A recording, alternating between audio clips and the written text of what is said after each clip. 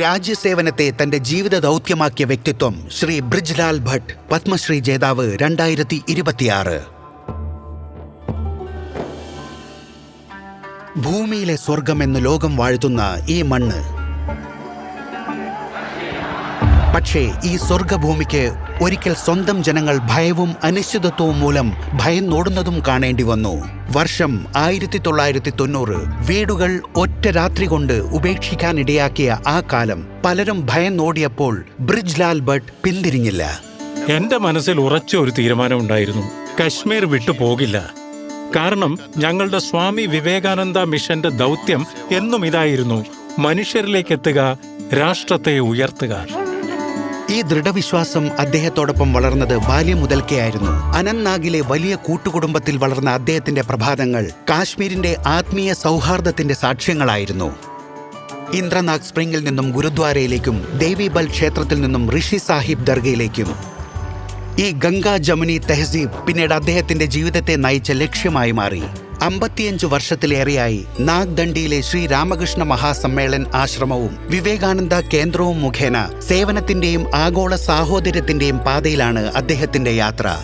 1996-97 അദ്ദേഹത്തിന്റെ നേതൃത്വത്തിൽ നാഗ്ദണ്ഡി ആശ്രമം മാതാ ഖീർ ഭവാനിയിലെ സമൂഹ ഭണ്ഡാര പുനരാരംഭിച്ചു. ആദ്യകാലത്ത് നാഗ്ദണ്ഡി ആശ്രമത്തിലെ മാതാ ഖീർ ഭവാനിയിലെത്തിയത് ഏതാനും പേര് മാത്രമായിരുന്നു. എന്നാൽ ഭയത്തിന് വഴങ്ങാതെ ഞങ്ങൾ മുന്നേറി. ആ യാത്രയിലെ ഓരോ പ്രതിസന്ധിയിലും എന്റെ ഭാര്യ ശക്തിയായി എന്റെ കൂടെ ഉണ്ടായിരുന്നു. ആ നിർഭയമായ ചുവടുവെപ്പിന്റെ സ്വാധീനം ഇന്ന് സുവ്യക്തമാണ്. 2024-25 മാത്രം 35,000-ലധികം ആളുകൾ ഇതേ ഭണ്ഡാരയിൽ ഒരുമിച്ചിരുന്ന് ഭക്ഷണം കഴിച്ചു. സാമൂഹിക സൗഹാർദ്ദത്തിനപ്പുറം അമേരിക്കയിൽ നിന്ന് നേടിയ ഹോർട്ടികൾച്ചർ വിജ്ഞാനവുമായി മടങ്ങിയെത്തിയ അദ്ദേഹം കശ്മീരിലെ തരിശുഭൂമികളിൽ സമൃദ്ധിയുടെ വിത്തുകൾ പാകി. കൃഷിയെ ശാസ്ത്രവുമായി കൂട്ടിയിണക്കി ആപ്പിൾ, വാൾനട്ട് കൃഷിയിൽ സമൃദ്ധിയുടെ പുതിയ മാതൃകകൾ അദ്ദേഹം സൃഷ്ടിച്ചു. കോൾഡ് ചെയിനും ആധുനിക പാക്കേജിംഗും കർഷകർക്ക് പരിചയപ്പെടുത്തി സമൃദ്ധിയുടെ പുതിയ സാധ്യതകൾ തുറന്നു. യോഗ ക്യാമ്പുകൾ, മൂല്യവിദ്യാഭ്യാസ പരിപാടികൾ, യുവജന സംഗമങ്ങൾ ഇവയിലൂടെ ഇന്നും അദ്ദേഹം യുവതലമുറയ്ക്ക് ദിശാബോധം നൽകുന്നു. അദ്ദേഹത്തിന്റെ ശ്രമങ്ങളുടെ ഫലമായി യഥാർത്ഥ മാറ്റം സംഘർഷത്തിലൂടെയല്ല, വിജ്ഞാനത്തിലൂടെയും അവബോധത്തിലൂടെയുമാണ് ഉണ്ടാകുന്നതെന്ന് കശ്മീരിലെ യുവതലമുറ തിരിച്ചറിഞ്ഞു. ഏറ്റവും വലിയ ശക്തി ഒന്നിച്ചു നിൽക്കുന്നതിലാണെന്നും അംഗീകാരങ്ങൾ കാലം രേഖപ്പെടുത്തും. പക്ഷേ മനുഷ്യഹൃദയങ്ങളിൽ അദ്ദേഹം വിതച്ച പ്രത്യാശ തലമുറകളെ പ്രകാശിപ്പിക്കും.